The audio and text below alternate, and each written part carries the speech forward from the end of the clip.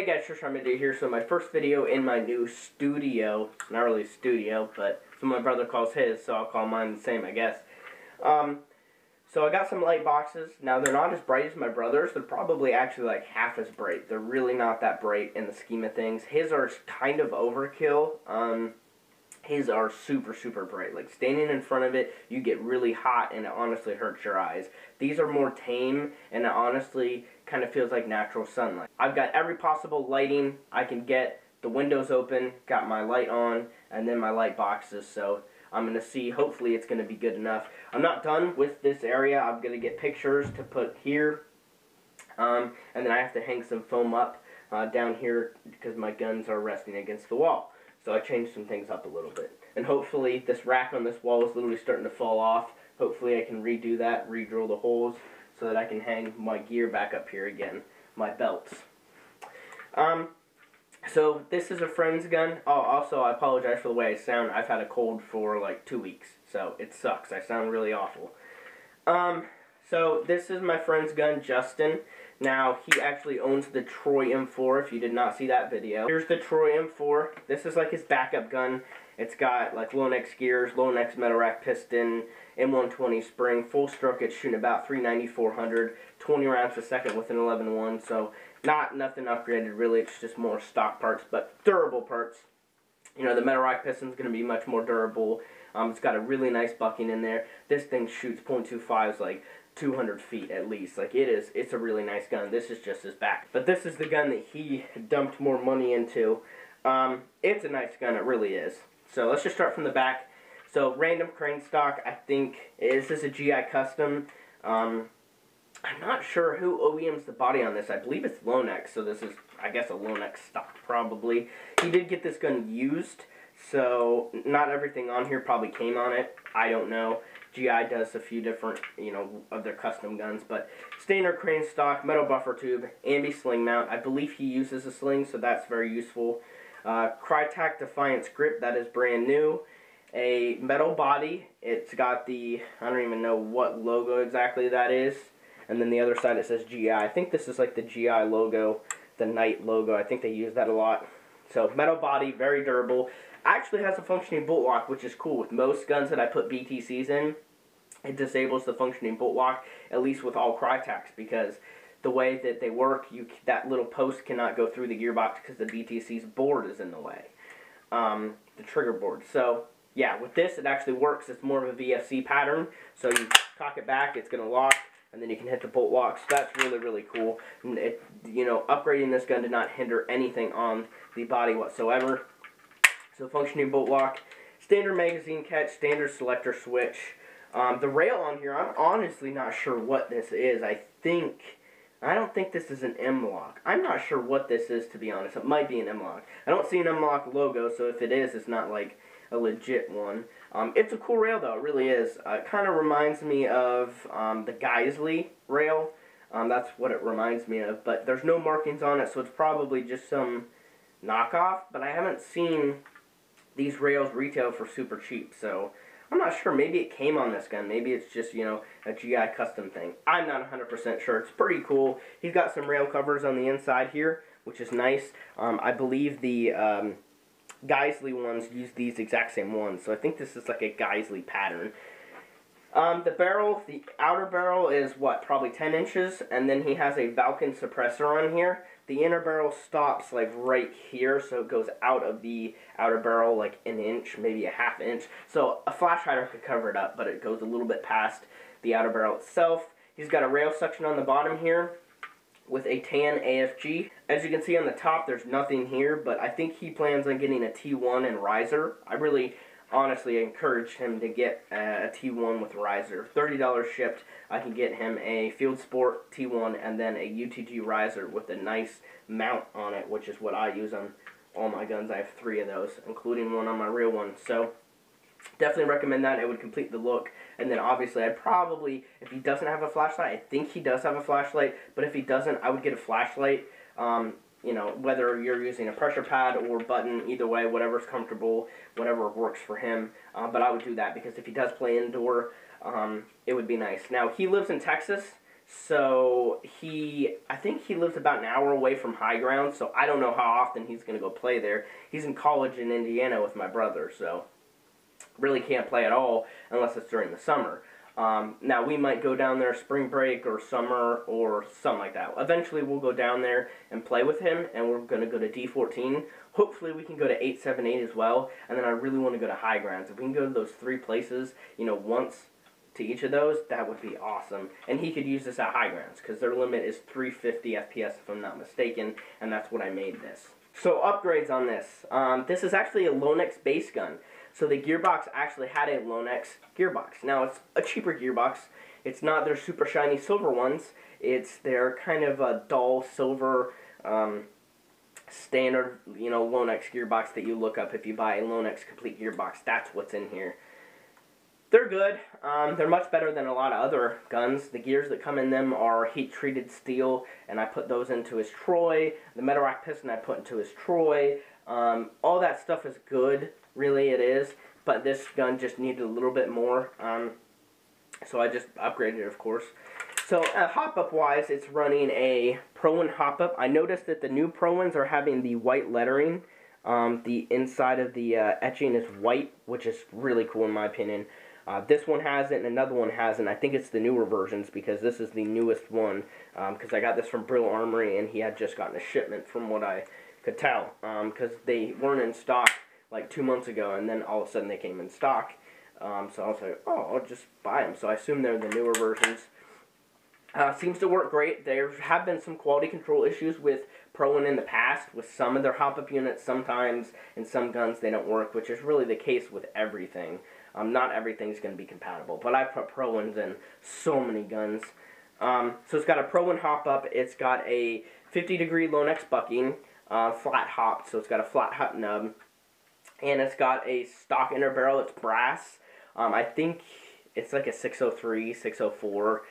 It's good enough, honestly. It shoots pretty good. It's nothing insane. It doesn't shoot insane.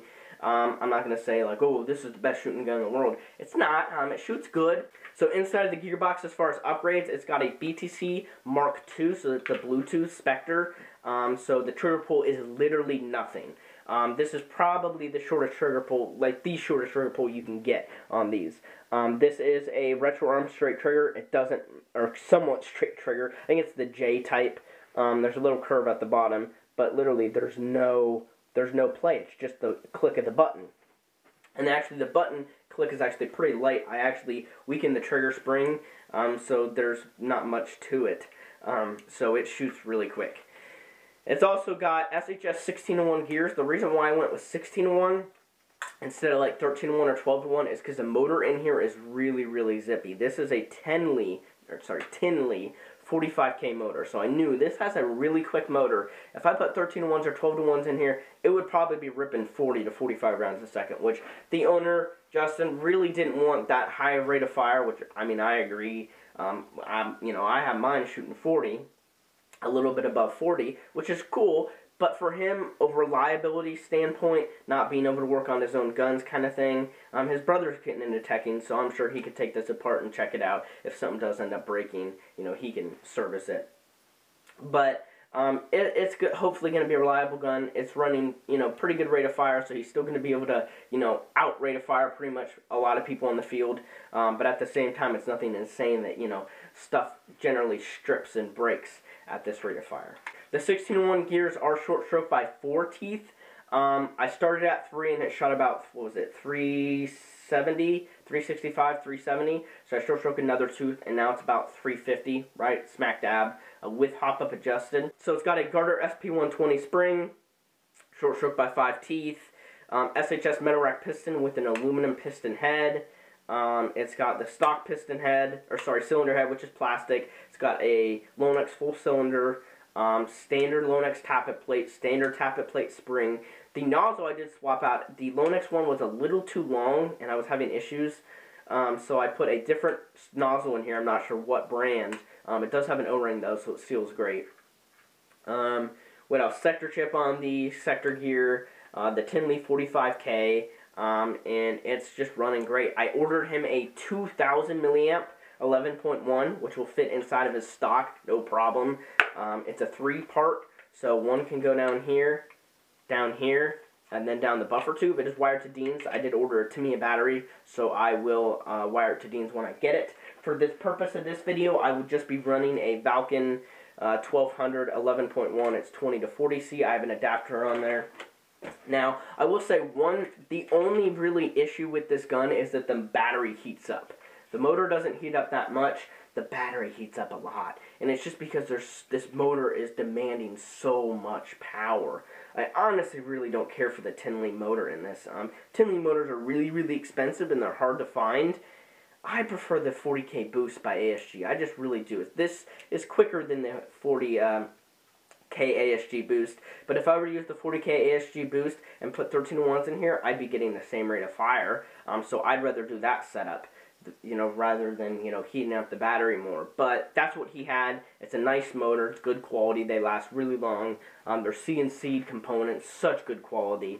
But the battery just heats up. That's just something he's going to have to keep in mind.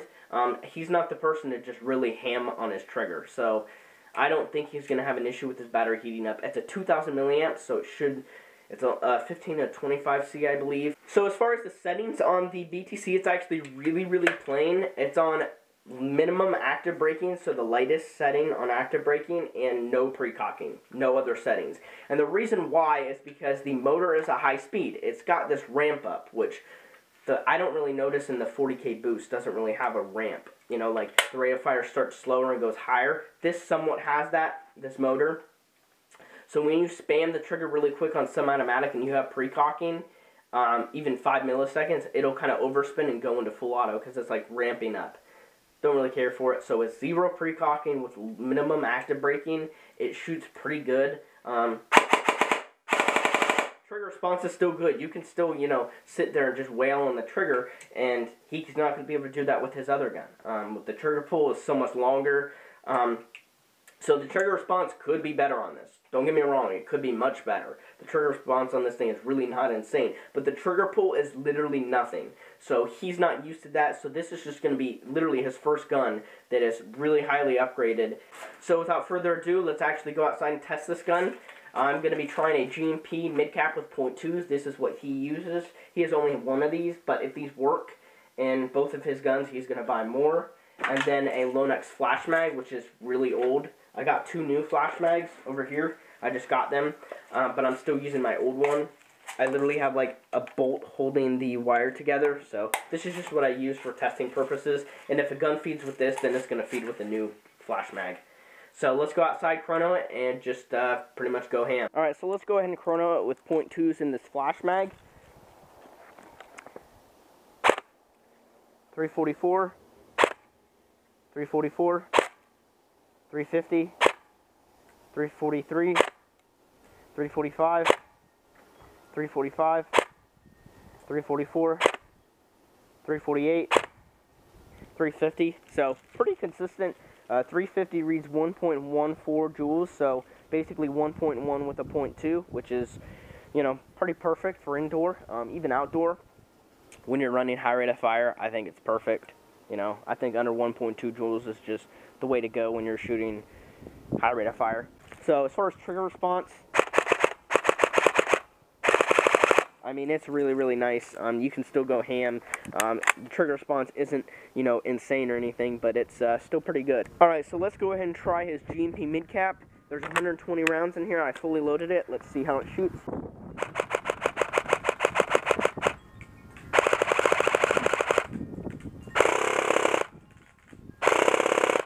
Okay, it's skipping on full auto, but semi works fine.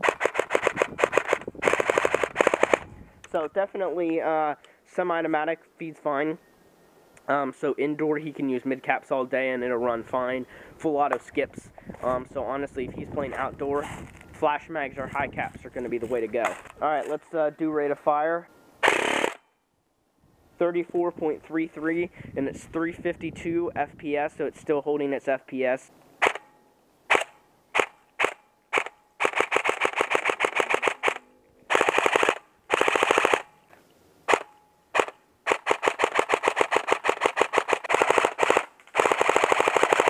Alright, so here it is with a bigger battery. This is a 25 to 50C. I'm just going to shoot semi-auto and then a quick burst on full auto. It shoots a little bit quicker. Like I said, his battery should be more along the power of this when compared to that other one that I was using. There's a little bit of pre-cocking with this one, which is nice. I'm just going to get a little bit better trigger response.